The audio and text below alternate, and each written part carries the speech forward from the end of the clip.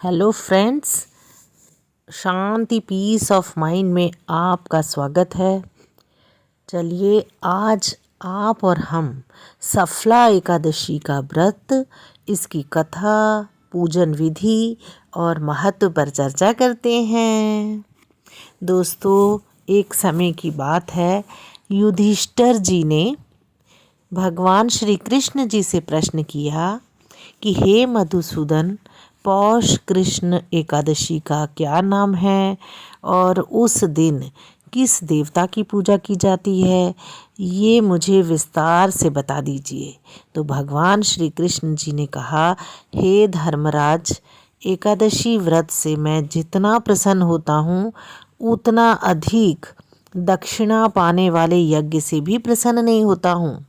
अतः इसे अत्यंत भक्ति और श्रद्धा से युक्त होकर के यह व्रत करना चाहिए।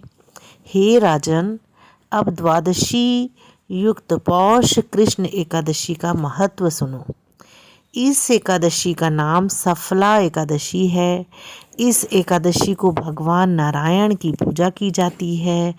इस व्रत को विधि पूर्वक करना चाहिए, जिस प्रकार नागों में शेषनाग, पक्षियों में गरुड़, सब ग्रहों में चंद्रमा, यज्ञों में अश्वमेघ यज्ञ और देवताओं में भगवान विष्णु श्रेष्ठ हैं, उसी तरह सब व्रतों में एकादशी का व्रत श्रेष्ठ है।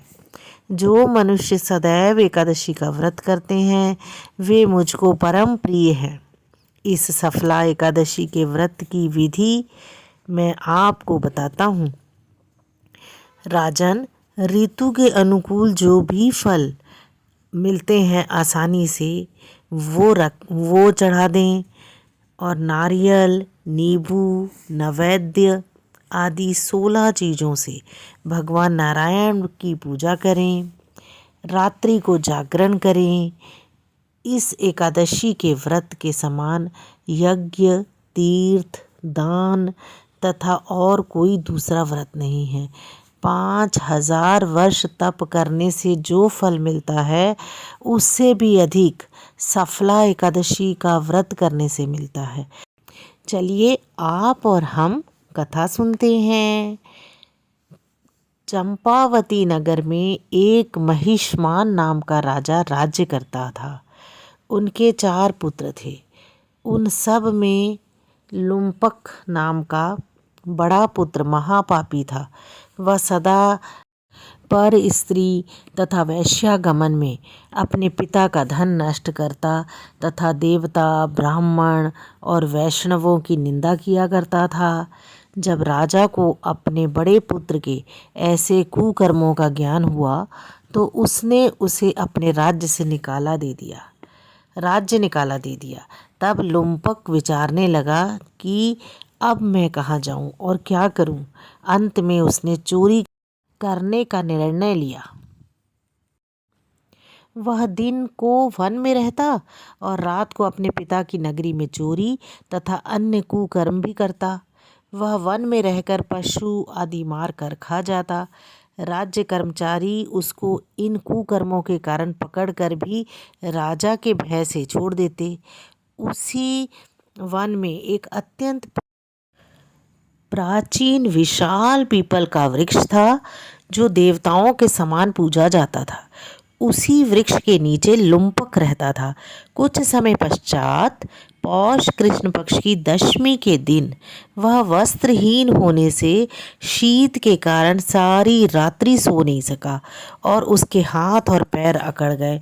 वह रात्रि उसने बड़ी कठिनाई से व्यतीत की और सूर्योदय होने पर भी वह मूर्छित पड़ा रहा और मध्याह्न के समय सूर्य की गर्मी से उसकी मूर्छा दूर हुई तो होश में आकर गिरता पड़ता वन में भोजन की खोज में गया, परंतु व्यथा के कारण जीवों को मारने में असमर्थ था।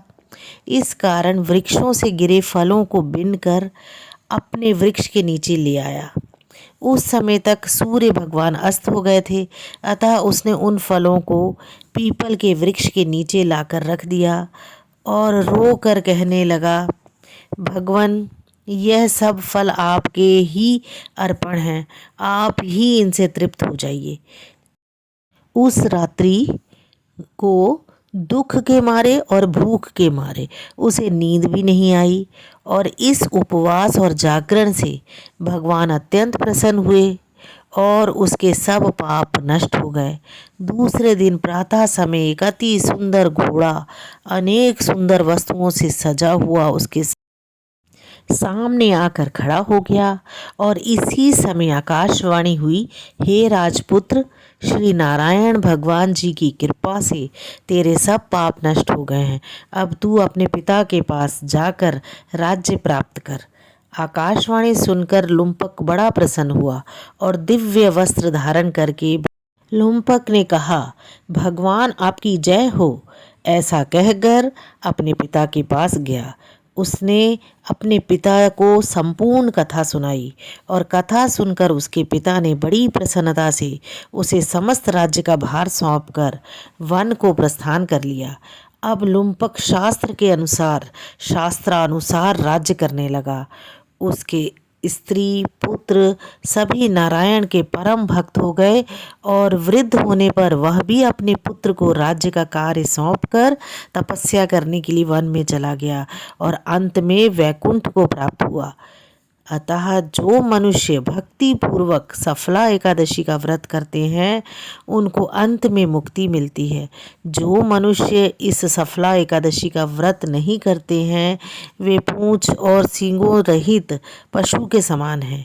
इस सफला एकादशी के महत्व के पढ़ने अथवा सुनने मात्र से मनुष्य को अश्वमेघ यज्ञ का फल प्राप्त होता है।